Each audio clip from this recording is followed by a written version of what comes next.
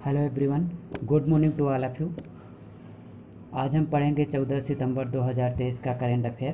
तो पहले ये देखें कि दुनिया के सबसे बड़ी लेबोरेटरी में काम करने वाले जो रिसर्च चल रहा है अमेरिका में, तो मध्य प्रदेश के ओम त्रिवेदी इसमें शामिल हो। ओम त्रिवेदी जो है तो इंदौर के निवासी हैं। ओम त्रिवेदी मध्य प्रदेश के सबसे युवा वैज्ञानिकों में से एक हैं, जो कि कहाँ शामिल हो। ओम त्रिवेदी, इनका संबंध इंदौर से है।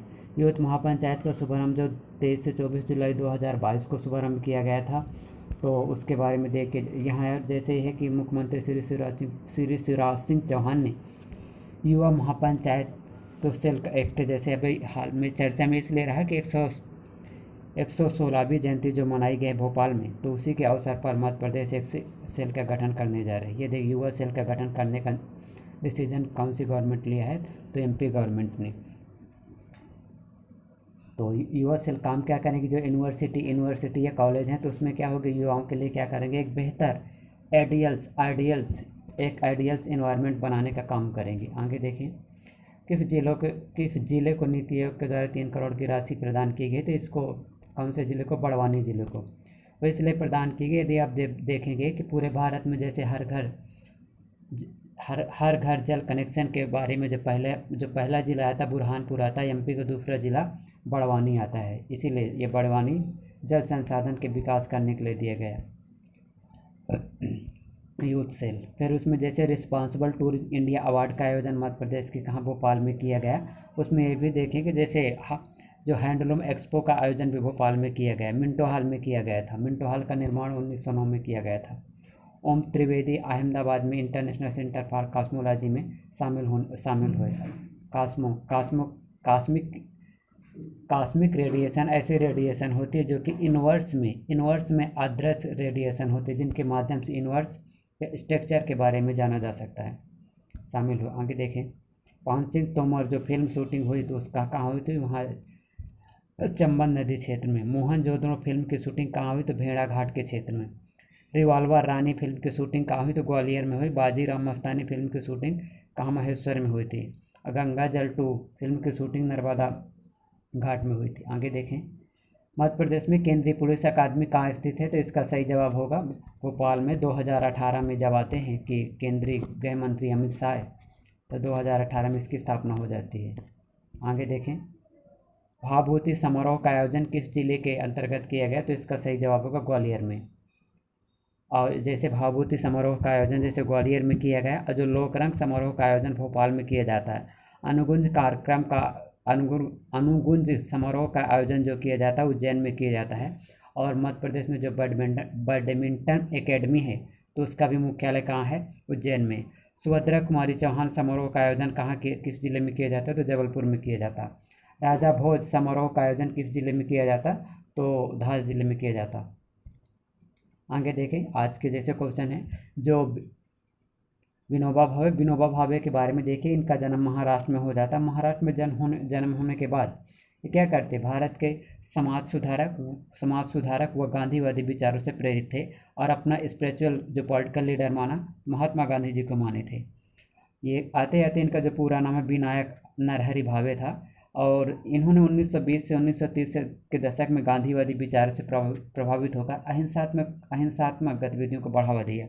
और 1951 में भारत में जो भूदान आंदोलन का शुभारंभ किया जाता है 1951 में, तो कहाँ से, आंध्र प्रदेश राज्य से शुरू किया जाता है।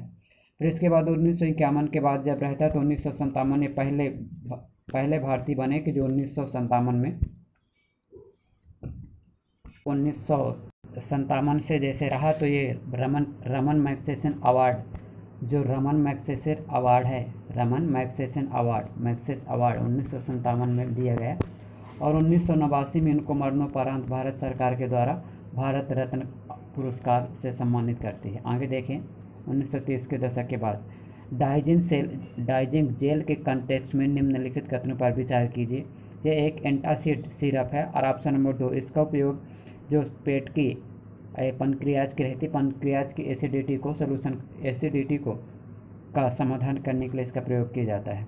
आगे देखें, स्वामी विवेकानंद के के कंटेक्स्ट में निम्नलिखित कथनों पर विचार कीजिए। कथन नंबर 1, इनका जन्म 12 जनवरी 1866 को महाराष्ट्र में हुआ था। कथन नंबर 2, इनके द्वारा शिकागो में अपना प्रसिद्ध भाषण 11 सितंबर 1893 को दिया गया था। उपरोक्त में से कौन से कथन सही हैं? तो इसका सही जवाब होगा ऑप्शन नंबर बी, केवल बी नंबर से, क्योंकि इनका जन्म कहाँ हुआ था? कोलकाता में हुआ था, कोलकाता में हुआ था। आगे देखें, प्रधानमंत्री नरेंद्र मोदी जी के द्वारा 11 सितंबर 1993 को शिकागो में हुए स्वामी विवेकानंद के प्रतिष्ठित भाषण को क्या दोहराया है? दोहराया इसलिए दोहराया कि उनके द्वारा जो दिया गया भाषण हो तो समाज के लोग जानें और जागरूक हों। आगे देखें, इनका जन्म 12 जनवरी 1863 को कोलकाता में हुआ था। इनका जो मूल नाम था नरेंद्र नाथ दत्त था। ये भारत के प्रसिद्ध आध्यात्मिक नेता और समाज सुधारक थे, जिन्होंने भारतीय आध्यात्मिकता को पश्चिमी देशों के साथ जोड़ने का प्रयास किया। 13 सितंबर शिकागो में विश्व धर्म सम्मेलन में इन्हें संसद में हिंदू धर्म प्रवर्तक के रूप में ईश्वरीय अधिकारिता से एक वक्ता और निस्संदेह संसद में सबसे महान व्यक्तित्व के रूप में वर्णित हुए। और 1897 में इन्होंने क्या किया? कोलकाता में गंगा नदी के पास बेलूर मठ में रामकृष्ण मिशन की स्थापना कर देते हैं। रामकृष्ण मिशन का उद्देश्य था मानव सेवा। आगे देखें, गोडावन और मालधोव के संदर्भ में निम्नलिखित कथनों पर विचार कीजिए। तो कथन नंबर 1, यह मकड़ी की 2 नवीन प्रजातियां। कथन नंबर 2, इनका नाम ग्रेट इंडियन बास्टर्ड के नाम पर रखा गया है। कथन नंबर 3, ये मकड़ियां एक क्षेत्र तक सीमित नहीं रहती। उपरोक्त में से कौन सा कथन सही है? तो इसका सही जवाब होगा ऑप्शन नंबर तक सीमित में उपरोक्त में कौन से कथन सही हैं? तो इसका सही जवाब होगा 2। राजस्थान के जो नेशनल डिजर्ट पार्क और सोलापुर के संरक्षण स्थानों में मकड़ी की 2 नई प्रजातियां पॉलीमोनास गोडावान और पॉलीमोनास मालधोव पाई जाती हैं। इनका नाम ग्रेट इंडियन बास्टर्ड के स्थानीय नाम के सम्मान में रखा गया है। शर्मीली प्रकृति की होती हैं, शर्मीली जैसे छुई मुई होती है। आगे देखें, शांति स्वरूप भटनागर पुरस्कार किस क्षेत्र में दिया जाता है? तो इसका सही जवाब होगा ऑप्शन नंबर 1। इस पुरस्कार का अवार्ड 1957 से 5 लाख रुपए राशि 45 साल से कम युवा वैज्ञानिकों को दिया जाता है और 2022 में 12 युवा वैज्ञानिकों को दिया गया है। और भारत में जो वैज्ञानिक में साइंस एंड टेक को बढ़ावा देने के लिए 1951 से कलिंग अवार्ड दिया जाता और 1957 से शांति स्वरूप भटनागर अवार्ड दिया जाता। 1962 से DB राय अवार्ड दिया जाता। 1977 से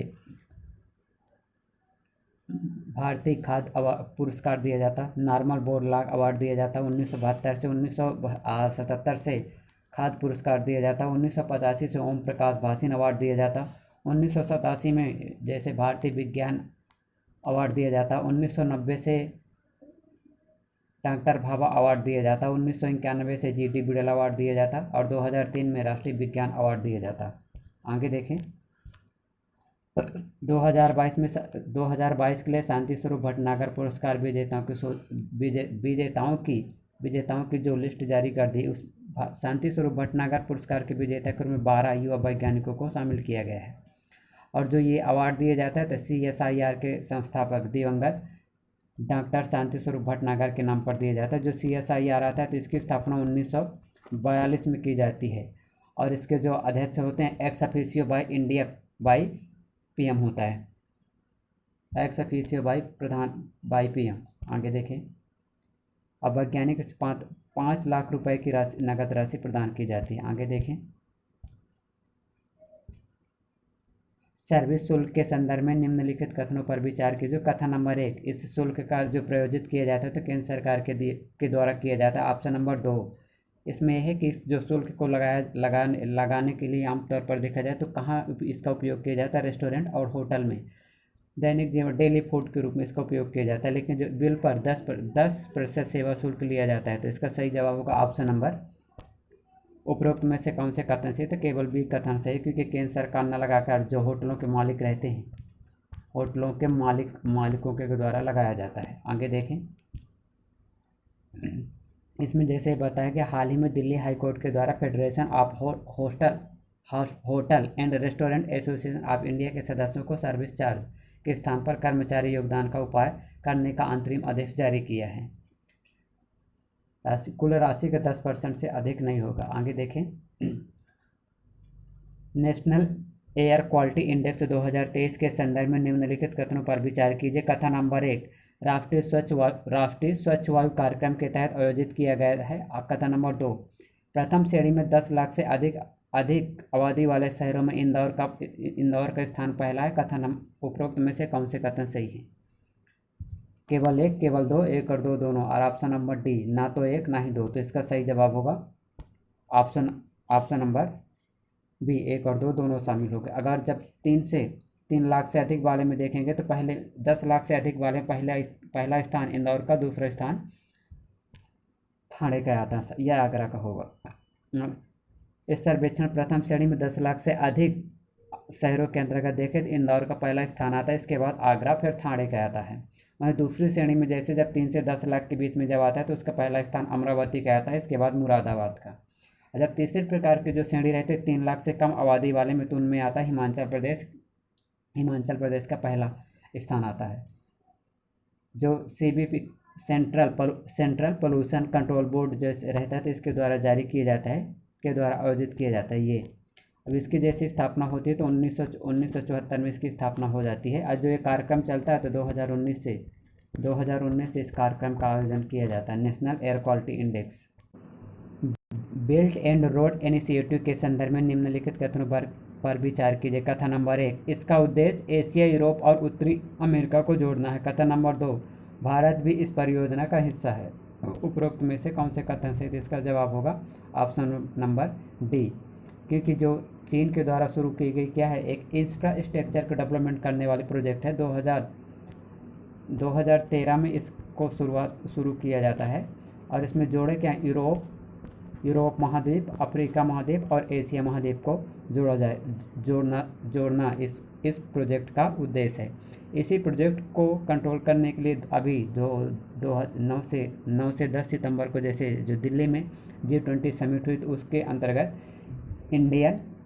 Indian middle east European economic corridor का शुभारंभ किया गया, जिसके द्वारा इसका क्या करेंगे, बारी के एक विकल्प रूप में करेंगे, इसका प्रतिद्वंदी बन जाएंगे, कॉम्पिटिटिव बन जाएंगे प्रतिद्वंदी के रूप में। आगे देखें, संपान में भारत IMEC की स्थापना के द्वारा एक पहल की गई है। इस पहल के अंतर्गत ये रहे गलियारे के निर्माण के भारत, अमेरिका, सऊदी अरब, यूरोप, संयुक्त अरब अमीरात, फ्रांस, जर्मनी और इटली की सरकारों के द्वारा संयुक्त रूप से समझौता ज्ञापन किया गया है। बारी के कंट्रोल 13 में बिल्ड रोड इनिशिएटिव का शुभारंभ किया।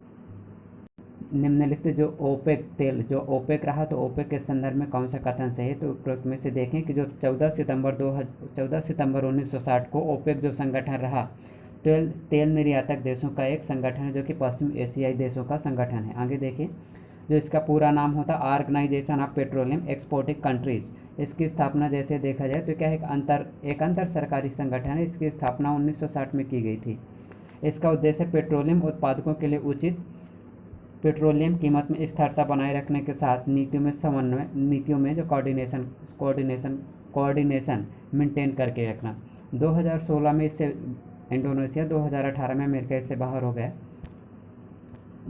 इसमें लिखा अशोक के संबंध में निम्नलिखित कथनों पर विचार कीजिए। उसमें ये बताता है कि अशोक पहला शासक था जिसके मतलब के अभिलेखों के माध्यम से जनता को संबोधित किया। अशोक के अधिकतर अभिलेख जो रहे थे प्राकृत और ब्राह्मी लिपि में लिखे गए हैं।